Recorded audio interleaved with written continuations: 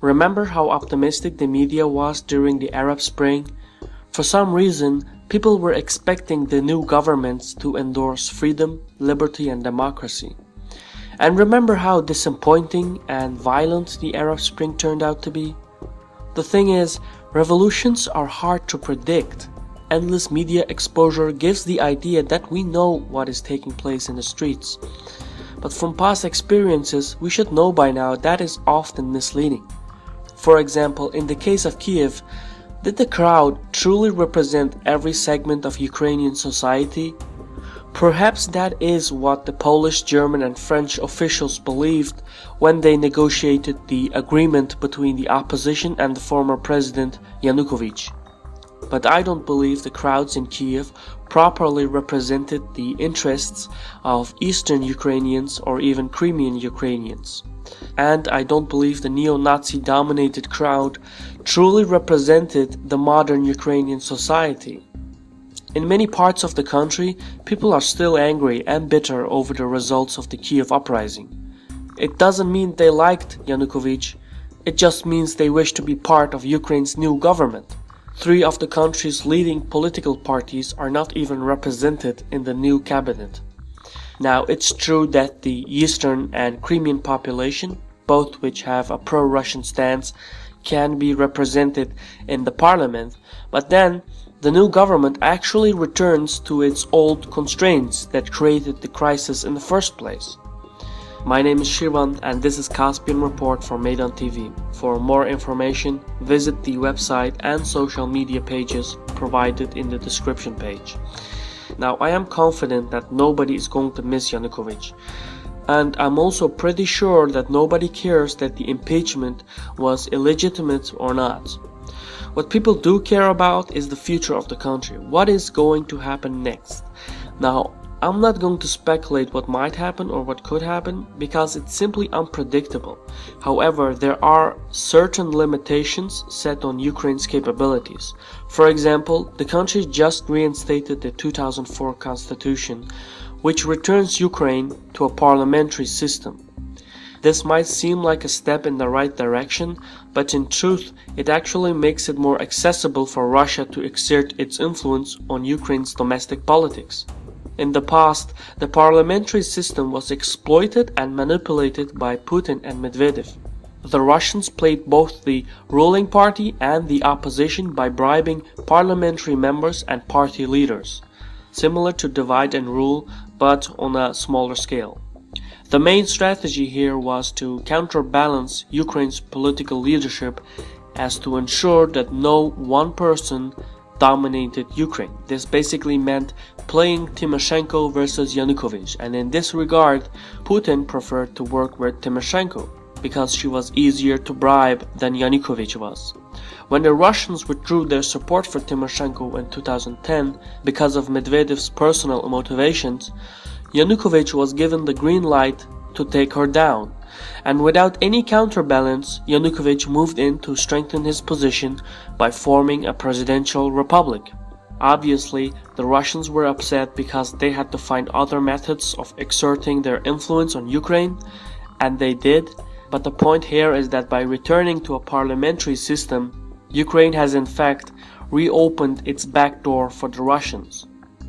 The reason why I'm backtracking all this is to show the constraints that the former president Yanukovych faced.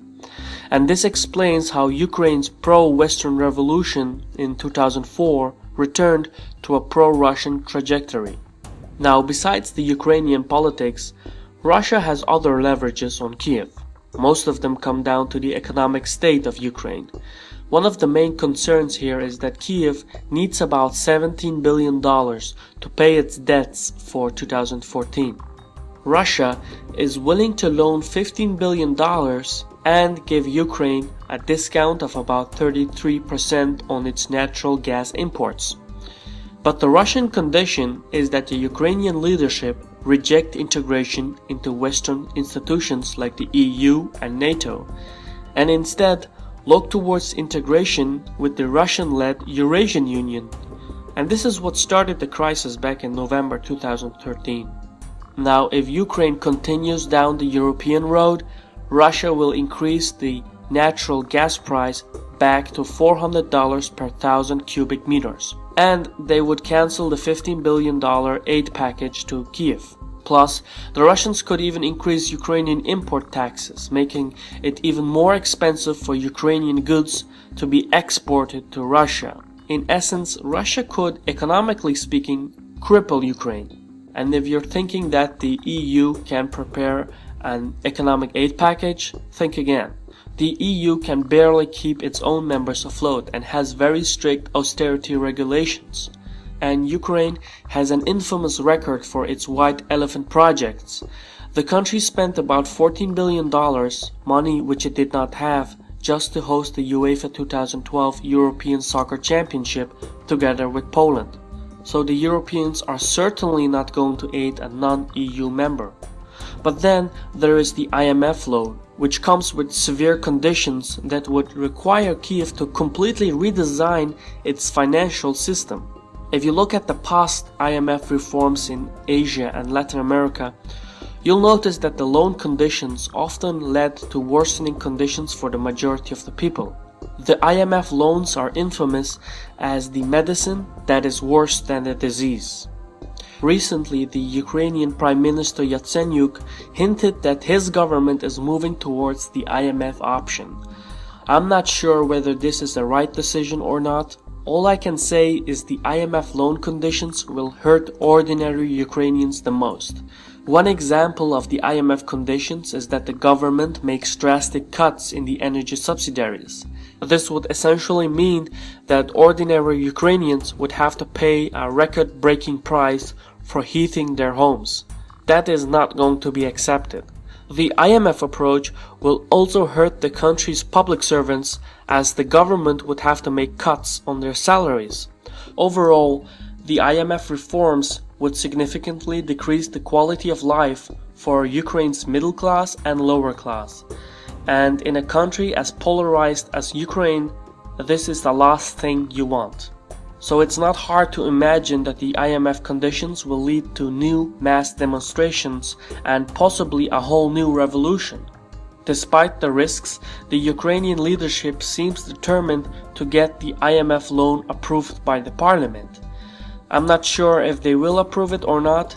It seems unlikely, but if they do, then this whole crisis is merely a prequel to a set of events to come later this year.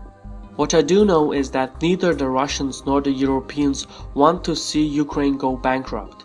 Such an event would have effects on the markets and economies of neighboring countries, especially Russia and the former Soviet states of Moldova, Belarus, Georgia, Azerbaijan, Armenia, and Kazakhstan. So what's most likely to happen is that everyone makes a small contribution, just enough to keep Ukraine from total collapse. But this is obviously an unsustainable situation.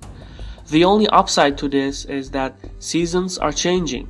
Winter is making way for spring, and that means the population of Ukraine needs less natural gas.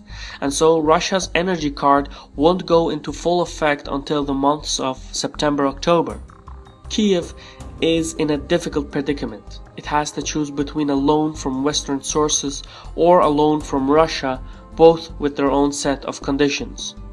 As if the economic factor isn't a challenge on its own, Russia has one more leverage on Ukraine, that is its military presence in southern Ukraine in the Crimean Peninsula. Here, ethnic Russians are the majority by 58%, so Russia could easily stir up separatist tendencies in the region. Armed Russian supporters and soldiers have already taken over strategic positions by occupying the Crimean parliament and two of its airports, and even blocking the roads into the peninsula.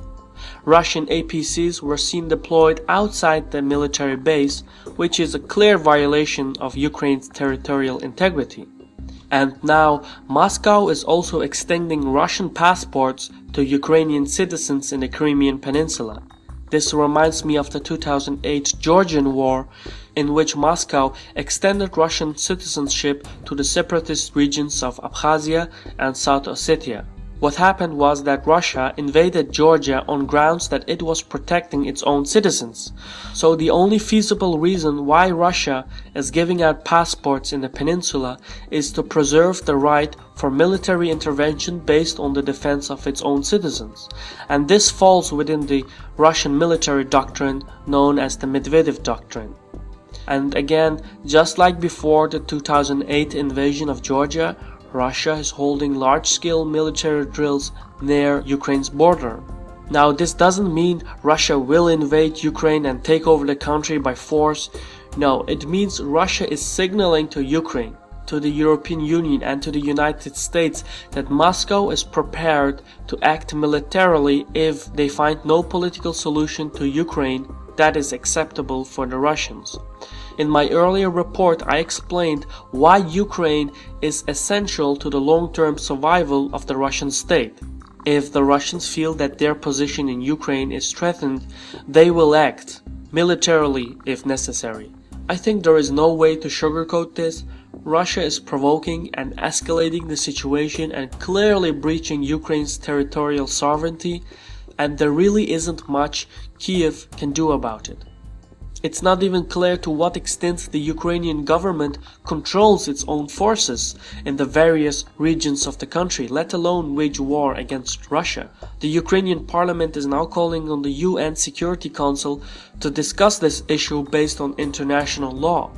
But Russia is a veto member and thus can block any resolution from passing.